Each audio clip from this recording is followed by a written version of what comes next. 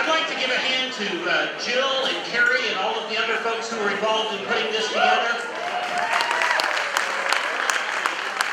I especially mean that for Jill and Carrie because this very well may be their last nights as board members. They hired comedians to entertain you and did not tell us what we could say and couldn't say. I have to say, I am not a comedian by profession. I am an attorney, as Kristen so kindly pointed out. And I know that's a little confusing, the long hair, the tattoos, but I come by that naturally. I come from a screwed up household. My mother was college educated, had a master's degree. My father was a redneck. We were the only trailer in the park with a lending library. We learned how to pair our wine with our ramen noodles. Little tip, Boone's Farm goes with all the flavors. I remember taking the bar exam. That was a scary time for me because there is a gap between when you take the bar exam and when you get your results. And I wasn't sure what to think, so I went out and had some business cards printed up. I had one set that said cr-parson, barrister, and another set that said cr-parson, barista. Oh my goodness. There are a couple of things about being an attorney that are important to know. And one is that they always say you should dress for the job that you want, not for the job that you have. And that worked great when I was a kid, because I didn't want a job. I wanted to be on the beach. So I'd go in flip-flops and cut-off shorts, and pretty soon, I didn't have a job. It does not work as well when you are an attorney. Did you know that in Arkansas, they will kick you out of the courtroom for wearing a judge's robe? If you're not the judge. And I had a judge right here in Tulsa tell me if I wore my Darth Vader mask to court one more time, he was kicking me out of there too. If you guys will indulge me for just a moment, I'd like to do a couple of songs for you. Being an attorney, there's one rule, and that is that you have to be a good listener. Active listening is important. And so this first song, I want you guys to listen very close to the words. There's a little bit of a buzz, but it'll be okay.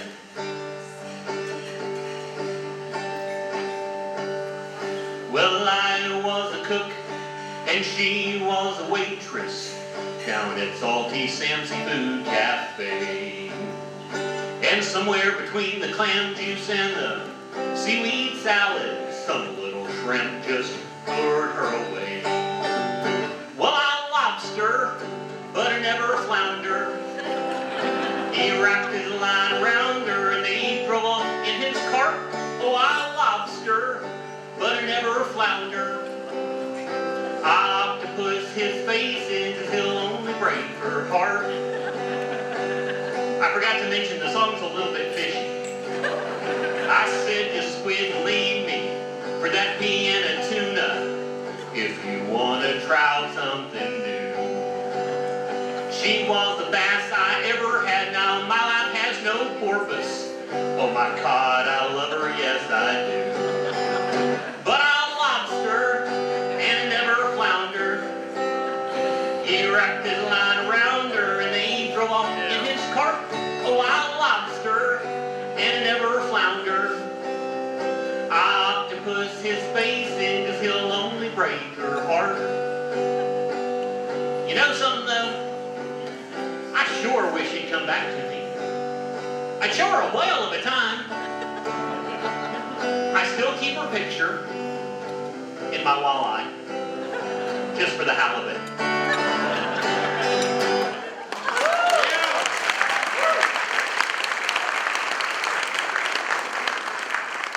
I mentioned I practice law. Most of the time I do criminal defense, which is why I can get away with looking like this. But the rest of the time, I do some family law. And as much as I would like to claim this next song is the best song I've ever written, I didn't write it. But I call this the family law song. Well, Elma Turl is a beautiful girl. I'd love to have her for my wife. She is the kind of woman that would make me happy for the rest of my life. But my daddy said, son, there's something you don't know, and it's something I think you oughter. Elma Turl is a beautiful girl, but son, she's my daughter. I forgot to mention it's Arkansas. Well, I'm Mama Jean is a fine young thing. I'd love to have her for my wife. She is the kind of woman that could make me happy for the rest of my life. But my daddy said, son, there's something you don't know, and it's something I think you oughter. Mama Jean is a fine young thing, but son, she's my daughter. Well, I've been all around this whole dang county like a buck hunting for a doe. But every girl I'd like to marry is a wild old daddy so. So I went to my mama with my head held low. She asked what the matter could be. I told her my problem and she took my hand and said, son, now listen to me. See, if daddy was such a good-looking young man, like an eager young stallion horse, and his blood ran hot, so I couldn't blame him for letting Mother Nature take her course. But son, now don't you be upset, don't worry, don't fret, don't bother.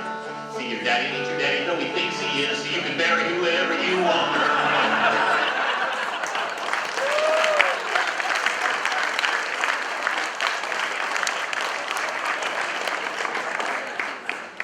I appreciate that, folks, I appreciate that. You know, it's good to be here at a church camp. It's been a while since I've been to church camp. I have fond memories of church camp, but you know, there was always that one little kind of weird kid that kind of stuck out, everyone kind of picked on. You guys remember? Well, he does too, and now he has the microphone. I went to a very conservative church camp. We did not believe in mixed bathing. We swam together, but we did not bathe together. I always wondered, what denomination is it that does mixed bathing? Because at 15, I was ready to change churches. You know, it would be funnier if I hit my punchline. I blame that on my age. I don't remember things like I used to. I turned 42 this year. And for some, that may not sound very old. But I never expected to make it to 42. Had I known I was going to live this long, I might have done a few things different. Like, I don't know, eat a salad? Or take the stairs? But I can tell I'm getting older because things irritate me that shouldn't. I hate Twitter. If you guys are on Twitter, I hate Twitter, and it's the same reason I hate bumper stickers. Because some things need more than this much space to say. I pulled up behind a car the other night, bumper sticker said, "Try Jesus." All I could think was, tastes like chicken. Goes great with red wine. And I still like to read the newspaper, not the Yahoo News or Google headlines. I like the ink on your fingers newspaper. I was reading an article the other day that said a gentleman was arrested in Ohio for drug possession on a children's playground. Now that doesn't sound that interesting until you read on and find that his name was Donald Duck. Yeah, they shouldn't have any trouble convicting him because after just a few minutes of questioning, he quacked.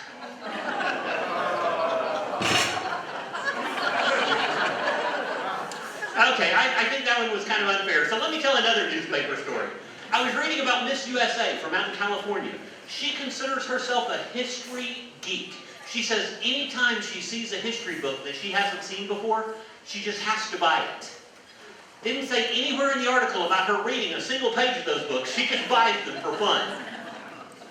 Oh my goodness. I am a married gentleman. I've been married for 14 years now, or 63 and a half Kardashians. I love my wife dearly, but she had been married before, and so occasionally I get introduced as the second husband, but let me introduce her one time as my first wife, and I never hear the end of it. And she has this thing for shoes. She says if the shoe fits, buy it in 3 colors and 2 heel sizes. And I will never understand why you ladies will pay hundreds of dollars for designer name brand shoes. Because you're not doing it for the guys. If you are ever interested in a guy who knows the difference between patent leather peep-toe Jimmy Choos and platform peep-toe Christian Louboutins, he's not interested in you. It's the shoes.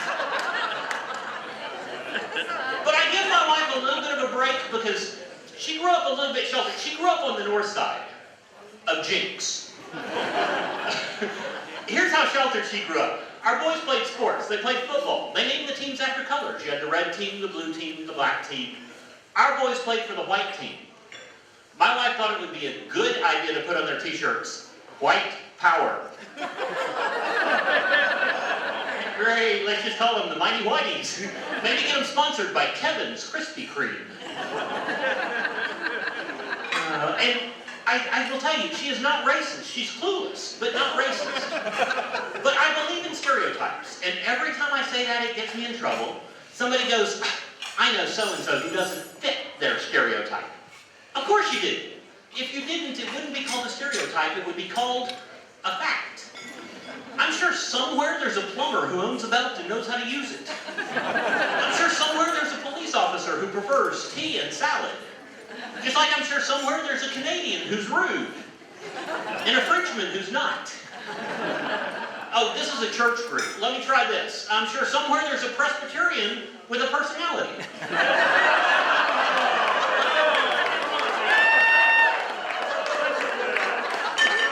I'm sure somewhere there's a Lutheran who does not think the saying is, "May the force be with you, and also with you." I'm sure somewhere there's a Mormon who has never ridden a bicycle. I'm sure somewhere there's a Catholic who is an attorney. It means they passed a bar at least once. And last but not least, because it would not be fair for me to pick on all of these religions without picking on my personal denomination, I'm sure somewhere there's a Church of Christer who will not be surprised when he's not the only one in heaven.